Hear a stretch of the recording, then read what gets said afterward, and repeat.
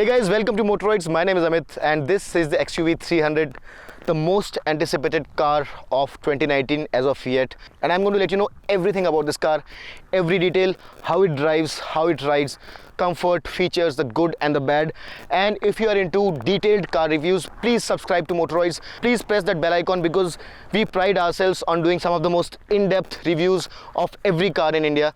And if you like cars, you are going to love our reviews. So let's start quickly with the design of the new car, and it's based on the SsangYong Tivoli X100 platform, which obviously underpins the SsangYong Tivoli, which is an international product. More than 2.5 lakh Tivolis have been sold worldwide, and it's sold in more than 50 countries. And from a safety perspective, that car is a Euro NCAP 4-star car, so I think that this car will also fare very well in terms of safety. It also has 7 airbags, so I really think that really says a lot about the safety of this car.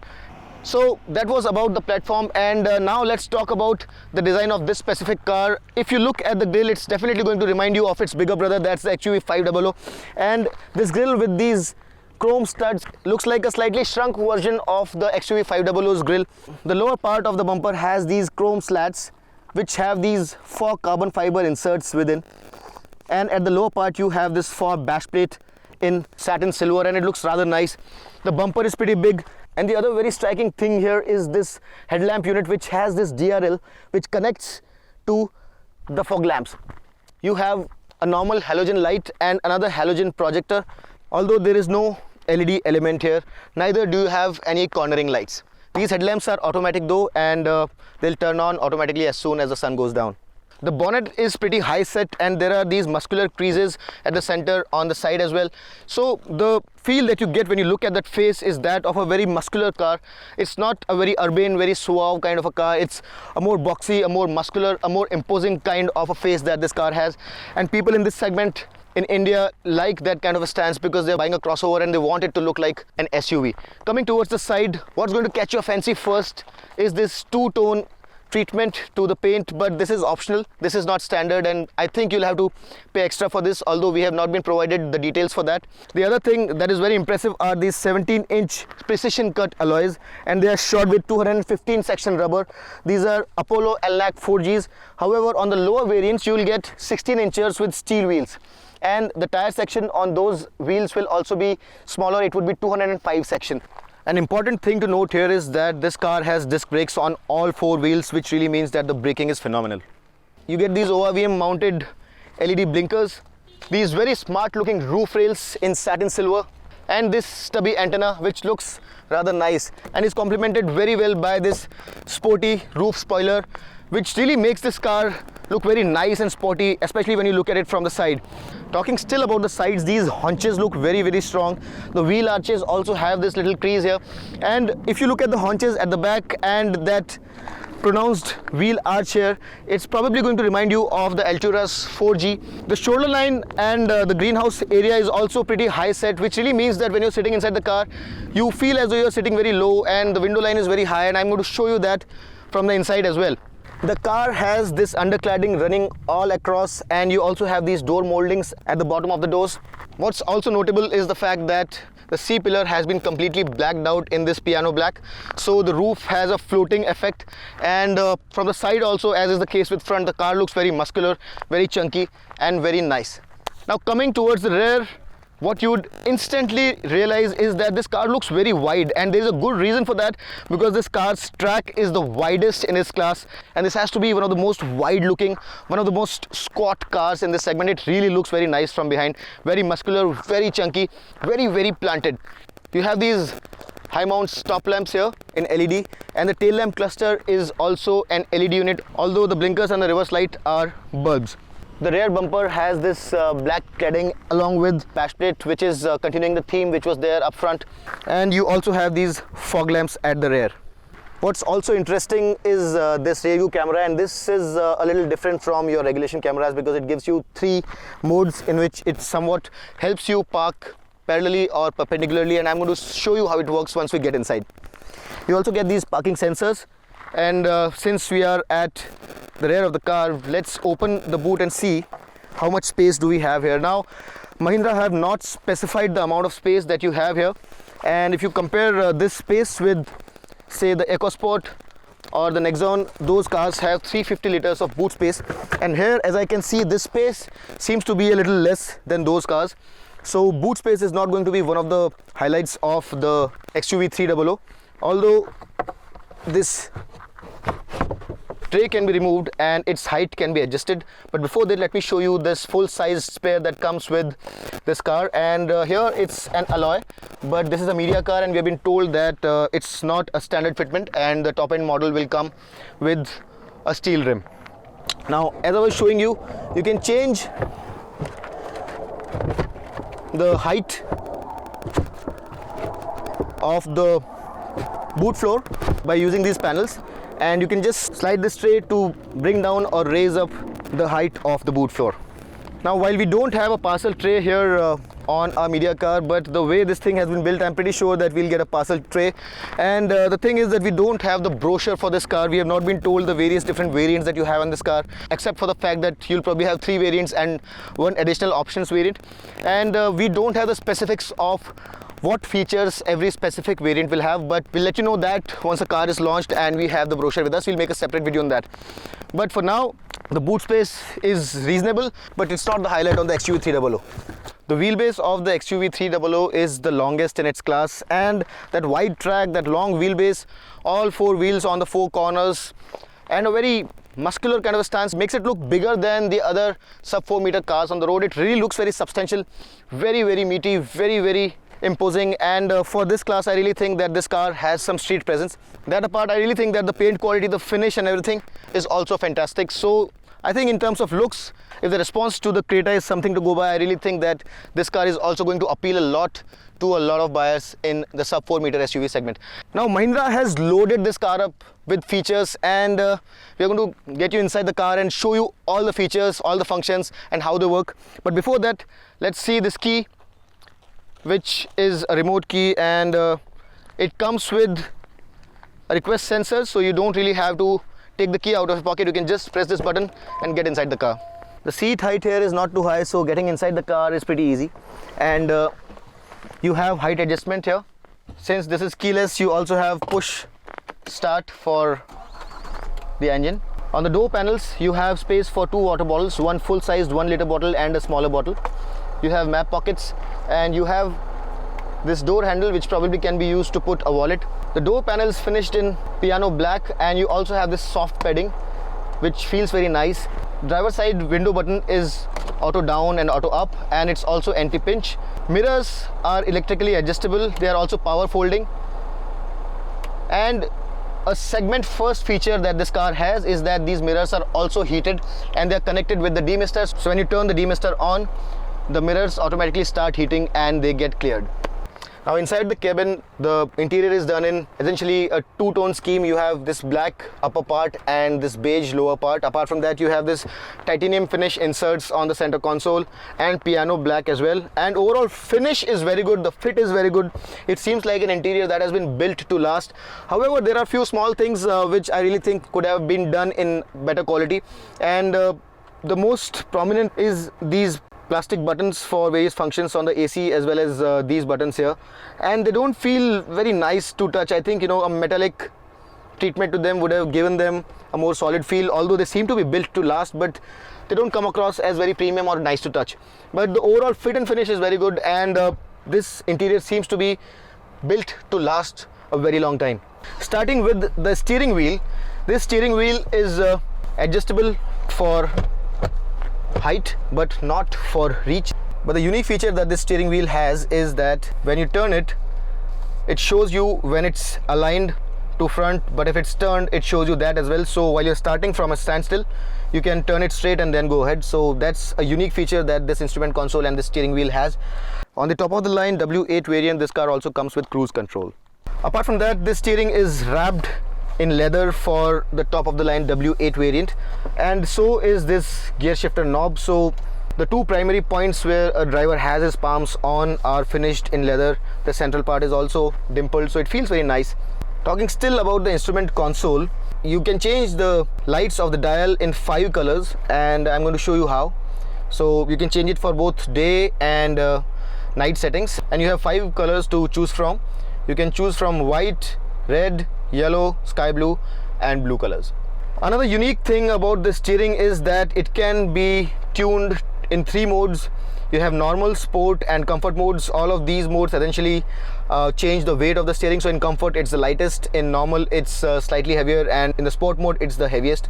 So you can choose how much weight do you want on the steering, although even in sport mode it's not all that heavy and it's relatively light. So all in all, this instrument console is very feature rich. On the left you have the tacho, on the right you have the speedo, and if you cycle through all the readouts, you'll see that you have distance to empty, you have speed, you have temperature, you have these settings that I just showed you about the backlight, and apart from that you have 2 trip meters, and you have the temperature gauge here and the fuel gauge here along with an odo, and at the center it also shows you the suggested gear. If you are in the wrong gear, it suggests you to change upshift or downshift.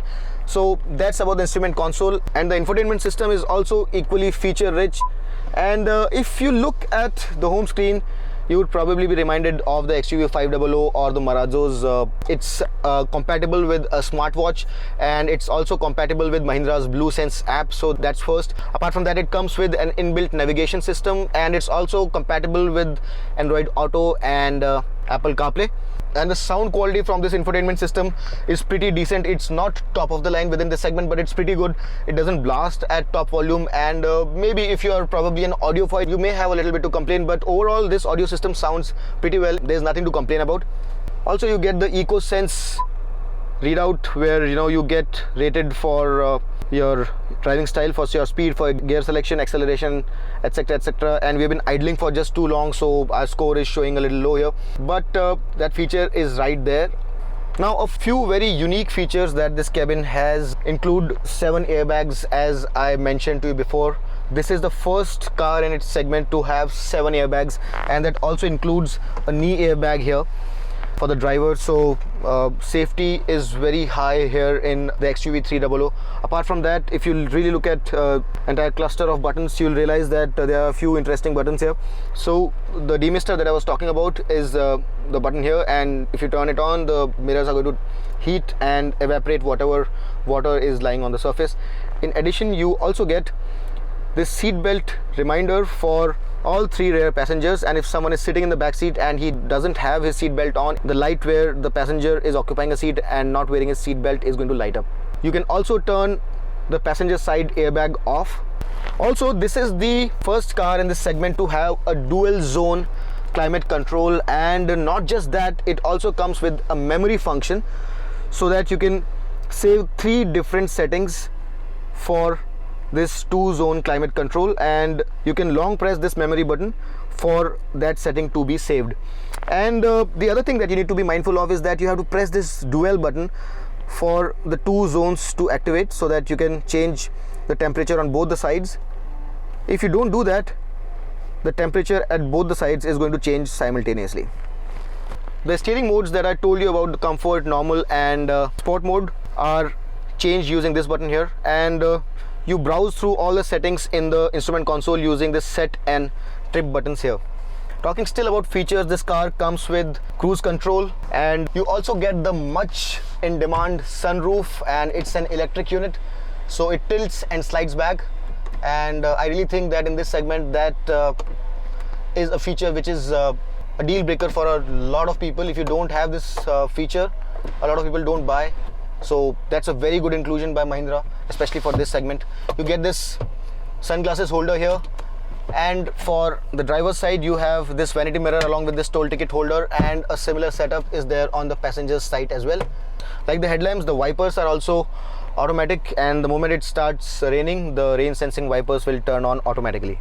This cabin also have a few buttons here which are to turn the automatic start stop system on or off. You can use this button for that, and you can turn the beep of the parking sensors off by using this button, and you can turn the traction control off using this button. Now this car comes with an electronic stability program, that's ESP, which is comprised of traction control as well as a rollover mitigation system. So for this segment, that's a very good inclusion. These tall cars need that system from a safety standpoint. This also comes with dynamic steering torque and All of this really adds to the stability and the safe behavior of the car while it's being driven enthusiastically. Now while I'm sitting here, the seat feels very comfortable, and I found the seats on the Marazzo also very comfortable, very European, very firm and very supportive, and similar is the case here. Very good under thigh support, very good bolstering on the side, and you feel very comfortable in the seats. The steering wheel falls naturally to the hand, although as I mentioned before, the window sills are quite high, the bonnet looks very high, but the position of the seats is relatively low. So while the bonnet looks very strong and the window lines are very high up, you feel as though you are sunk inside the car. The gear knob falls easily to the hand, and you also have this armrest for comfort. You also have a lot of space underneath this armrest where you can put your wallet, half a dozen cell phones if you so wish. You have this rubberized tray here which can accommodate a wallet or a cell phone. You have these two small sized cup holders here, and this very useful open space here which can be used to put a wallet, a cell phone, a small water bottle or whatever you want. The glove box here is also pretty deep if you really look at it. The depth here is very impressive. So this glove box impresses with its volume, but I think it would have done well to have the chilling function. If there was an AC vent inside the glove box, that would really have helped things. Now in terms of power sockets, you have this 12-volt power supply here. You have these two USB sockets. One of these is purely for charging and the other one is to connect to Android Auto and Apple CarPlay, and you also have this aux in. Apart from that, the infotainment system can also play back images as well as video. Now as I mentioned to you before, this car has parking modes as well, and these three parking modes include one normal mode where essentially you're looking back and nothing happens, and you have these two modes which somewhat help you in parallel or perpendicular parking your car.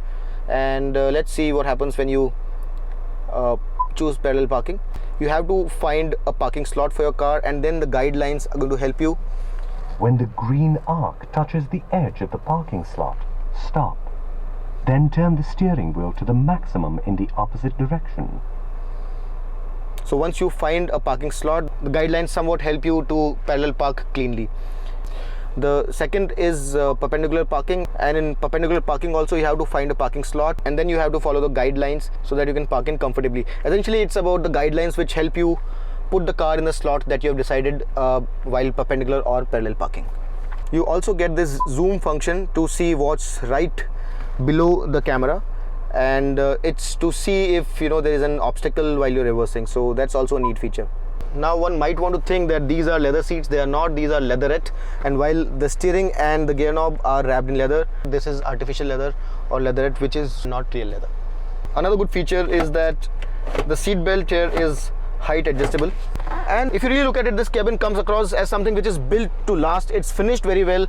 The quality of the materials is very solid, although as I mentioned, in some parts it doesn't look very classy, very nice. It's going to last, but it's not very nice to look at or to touch. So this part probably could have been done a little better, but overall it's very ergonomically well designed cabin, very feature rich, if not the most aesthetically appealing.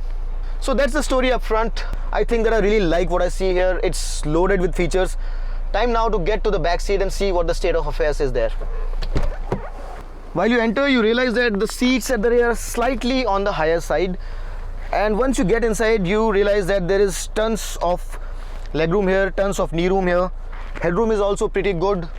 I have 5'10" and I think I have a lot of space to spare here.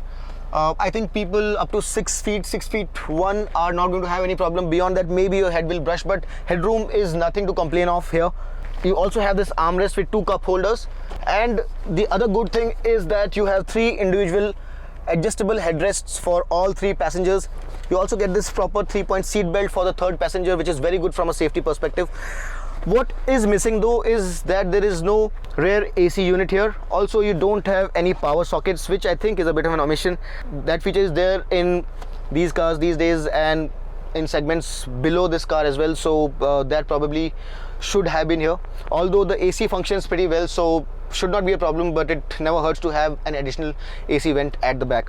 There is no transmission tunnel here, so there is space to move your leg around, and if you want to seat a 3rd passenger here, he would be comfortable for short to medium journeys. His knee is not going to be fouling with anything, and it's reasonably comfortable to be sitting here. The width is also pretty good, so this car can actually be used to seat 3 in the back seat for short to medium journeys. A few other neat touches include this nice chrome on the inner door pulls, this piano black on the door panel, this soft touch armrest, and the fact that this seat by itself is very well padded. It's pretty firm, it's very supportive, and I really think that it has to be one of the most comfortable seats within this segment. What also adds to the comfort here is the fact that the suspension is very compliant, it's very absorbent, so while you're driving over bad roads, none of that filters into the cabin, and that really adds to the comfort of your journeys when you're going long distance. So overall, a very comfortable second row of seats. I think this has to be one of the most comfortable set of seats in this class. The NVH levels also are pretty low inside, and all of that really adds up to the comfort of the second row passengers. One thing that I forgot mentioning is these bungee cords which replace your normal rear seat magazine holder, and you can put your water bottle or whatever you wish. These bungee cords are just going to grip on that and keep it in place. In the rear door panel, you get this space for a full-size 1 liter bottle and this map pocket as well. Now another important feature is Isofix child seats, and that feature is there on this car, and that's a very good inclusion. You can also tumble the seats down 60:40, and that's very useful because the boot here is not exactly very impressive, so this is going to really help when you want to put in stuff that the boot cannot accommodate. It's pretty easy to operate too, and can be tumbled down and brought up very easily. Now the XUV300 is powered by the 1.5 liter engine that powers the Marazzo also, and there it produces 121 HP of power and 300 Newton meters of torque. And here it's been tuned a little differently, so the peak power output is 115 HP and the peak torque is 300 Newton meters. And we did a bit of a test on this car, and it does 0 to 100 in about 13 seconds, which is not bad at all.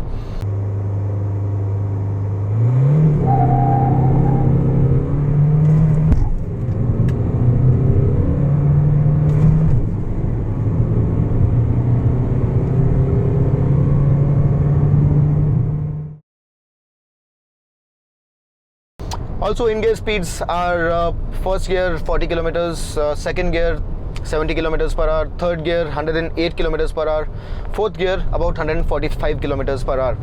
So those are in-gear speeds. The engine character is such that it is responsive to throttle inputs from about 1100 RPM, but it starts spooling up after 1400-1500 RPM, and you can really feel that torque building up after that point. That's 1500 RPM. But after 1800-1900 RPM, the turbo spools up properly, and that's when you really get that turbo kick. There is a very mild gap there below 1500 RPM, but overall this engine feels pretty linear. It's very usable, pretty torquey. It's very torquey for its class. 300 Newton meters is a lot of torque, and you can really feel all that torque while you're driving. So if you want to go very fast in a straight line, it has the goods to deliver. Especially the mid-range is very strong. The engine is also very refined. And while the NVH levels inside the Marazzo are next level, they have set new standards with the Marazzo's NVH level. I think the NVH level here is slightly higher than the Marazzo, which is not bad at all, because Marazzo's cabin is really very quiet. This is also very quiet, actually quieter than a lot of other cars in this segment. But if you really compare it specifically with the Marazzo, the road noise and the engine noise is slightly more. The wind noise is still not there at all. So very good NVH control, and the engine is quite a performer too. The fuel efficiency here rated by ARAI is 20 kmpl, and in the real world within the city you will get about 14 to 15, and on the highway you'll get about 18 if you drive with a light foot. So it's quite a fuel efficient car, but not as fuel efficient as a few other cars in the segment which deliver over 20 kilometers to the liter. So very powerful, but not the most fuel efficient. Now coming to the ride quality and handling of this car, the ride quality on the XUV300 is phenomenal. It really soaks in all that the bad roads of India have to throw in its stride, and it really rides very flat. So the drive quality is also pretty good. It feels very sorted and very planted around corners. But the one thing that is slightly disappointing is the connected feel of the steering wheel. And while Mahindra have provided 3 modes to choose from, even the sport mode doesn't feel too heavy, and I really think that a bit more feedback from the steering, a bit more weight to it in the sport mode would really have helped matters, made it a more involving car, because it's got a very wide track, it drives very flat, it's got a fantastic suspension. It really feels like a very powerful, very nice car, but the steering slightly lets you down. To put things in perspective, maybe the Ecosport handles better. It has better feedback at the steering. It's more involving to drive. The gearbox here is a 6-speeder, and it's very smooth. No notchiness, no rubberiness, only slick, smooth gear shifts. The throws are not all that long, they're not too short also. They're slightly longer than very short, and it falls nicely to the hand. The gears slots in very nicely. It's a joy to use within the city or on the highway. You're going to love using it. And tons of torque from 1400, 1500 RPM onwards is going to make sure that this car is equally capable handling the city traffic as it is being driven on the highway. It's going to be a lot of fun around the bends also, but as I mentioned before, slightly better steering would have helped matters a lot. The XUV300 will also be made available in a 1.2 litre turbo petrol with a peak power output of 110 HP at 5000 RPM and 200 Newton meters of peak torque, which are very good numbers for this segment. And the fuel efficiency there would be 17 kilometers to the liter as per ARAI. We have only the diesel unit today and we don't have the petrol, but we are going to come back to you with a detailed review of that version as well as soon as we get our hands on that car. Overall, it's a fantastic package. The engine transmission is a beauty. The ride quality is phenomenal. It rides over bad patches very, very well. I just hope that the steering was a little better, and that's honestly my only grouse about this car. The XUV300 then is a feature-loaded car which has the most powerful engine in its segment, both in petrol as well as diesel guises. It also is very spacious, rides very, very well, drives brilliantly well, and as a visual package also I really think that this is going to strike a chord with the Indian sensibilities. I really think that it's a fantastic package, and if it's priced well, I'm going to recommend this car to my friends and family because it actually has all the features that are required by the buyers in this segment. The fuel efficiency is pretty good too, and since it's a Mahindra, the sales and service network is also going to be very, very reliable. The prices have not been announced, unfortunately, and we cannot put out our final verdict unless the prices are announced, but it's a Mahindra. Mahindra has always priced its products very, very aggressively, and I'm very sure that this product will also be priced very aggressively if you compare it with the rest of the products in the market. And from that perspective, I really think that it's a very strong product, very solid products, and if you're going to buy a sub 4 meter crossover, you have to wait until this car is launched in the market, because this indeed is a phenomenal package and you should be waiting for it before making that buy. I really hope that I was able to sum the XUV300 up for you in great detail. If you have any questions, put them in the comment section. I'll be very happy to answer them. If you like this video and if you would want to get more such videos which cover the cars in great depth, subscribe to Motoroids, press that notification icon, and please share this video with your friends who would be interested in knowing everything about this car. And keep showering us with your love and blessings. That's what really keeps us going. Until next time then, this is Amit Changani signing off. Rev hard, rev free, and drive safe.